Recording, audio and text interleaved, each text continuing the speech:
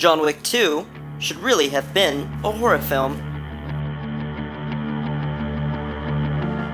Hello everyone and welcome to the Puppet the Critic Show.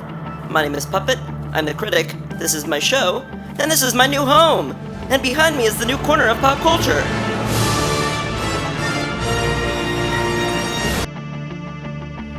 For today's lengthy review, we'll be looking at the film John Wick 2. I'd like to thank Kernblog for featuring me on their blog this month. You can check out their link in the description box below. Yet, before we dive deep into a film I had high hopes for, let's turn back to the film that established those hopes, John Wick 1.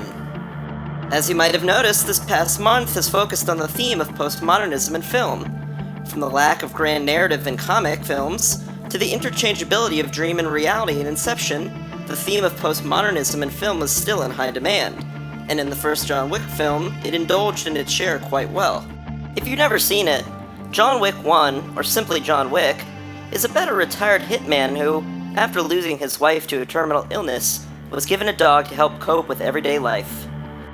Yet, after running into a few gangsters at a gas station who want to buy John's car, John refuses, which leads to the gangsters following John to his home, stealing his car, and killing his dog Daisy. The death of his dog propels John on a murderous rage for revenge, tracking down the Russian gangsters, killing them and their boss, while being equipped with a new car, new toys, and that one cool line. Yeah, I'm thinking I'm back! While not a perfect parallel to his life, those moments mentioned above are metaphors for Keanu Reeves' real life and career. Tragedy fell on Keanu Reeves' life back in 1999, when he and his girlfriend Jennifer Sims' baby was born stillborn. The death of their child ended their relationship, and only 18 months later, Jennifer died in a car accident. This really happened to Keanu Reeves. While the new millennium brought tragedy onto Reeves' real life, the next 13 years weren't so kind to his career either. Yet, in 2014, a film called John Wick would metaphor Reeves' real life into an action film, while possibly solidifying him as the most tragic action star of all time. So, why didn't I like John Wick 2? Ironically enough, it's for an ironic reason. Baba Yaga. I instantly became intrigued for the second installment for the John Reeves story, thinking that the filmmakers were going to take their postmodern influences one step further, and in a brilliant way, by melding the horror and action genres.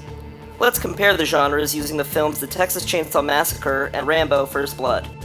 First off, if you don't already consider such monsters as Freddy, Jason, Michael Myers, and Leatherface the quote-unquote heroes of their films, you're missing the point. Besides the total horror nerds, you'd be hard-pressed to find someone that could name one of the so-called protagonists of any of those films listed above. Yet, ask them what those films are about, and they'll name you each of the monsters' name, their weapons, and just enough information about what the film's plot is. So, let's take Leatherface and Rambo. Both men have been transformed in some way. Leatherface, whose real name is never revealed, was born mentally retarded and trained by his family to become their monstrous brute. John Rambo, who goes only by Rambo, was turned into a killing machine after he became a Green Beret, and later suffers a mental breakdown a la PTSD. Both films have characters invading on someone's land. In First Blood, it's Rambo on the cops' territory, and in the Texas Chainsaw Massacre, it's the kids invading the Hewitt family's territory. Once each of our heroes comes in contact with their antagonists, they're either attacked or provoked in some way to protect themselves, causing Rambo to suffer from PTSD, turning him into a killing machine, while Leatherface, having been manipulated into a monster, is unleashed on the city folk.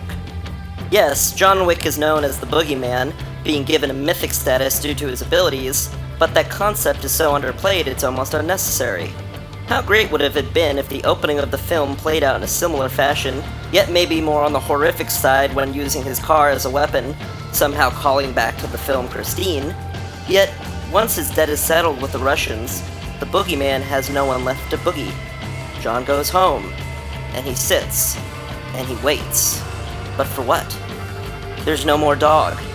There's no more death to be dealt.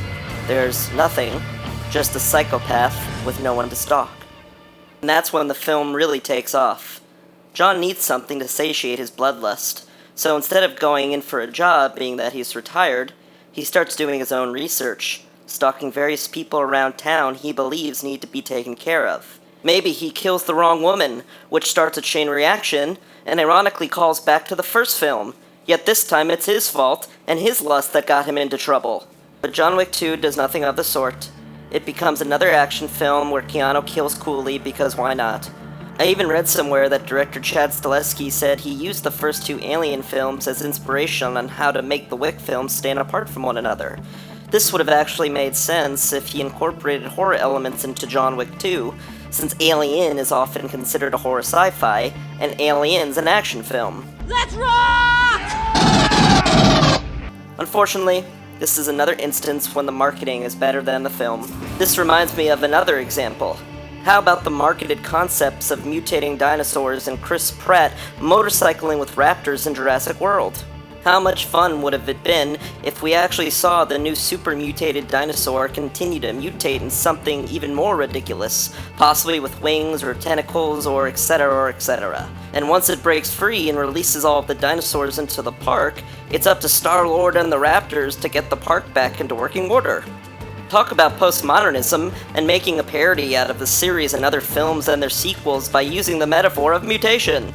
Unfortunately, all we got was another big dinosaur that killed people, about 20 seconds of riding with raptors, this ridiculous T-dactyl thing that could have been fun but lasted only about 5 seconds, and an almost complete retread of Jurassic Park. So where does this leave us with the future of sequels, prequels, genre marketing, and the rest of the cinema in general? Being both a puppet yet an optimist, I think both the Hollywood and indie scene have been playing it safe for some time now, not stepping outside of their postmodern punching bags, while being stuck within the world of cinema, and not looking out the other window, the one that leads into the real world.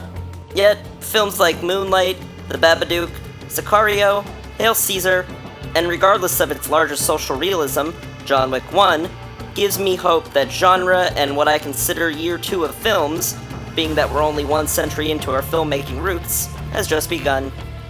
Thanks again for watching March's lengthy critical analysis of John Wick 2, and for Kernblog for featuring me on their blog this month. Be back every Friday at 3 p.m. for another 1-minute review, and the last Friday of each month when I'll post another lengthy review. Till next time!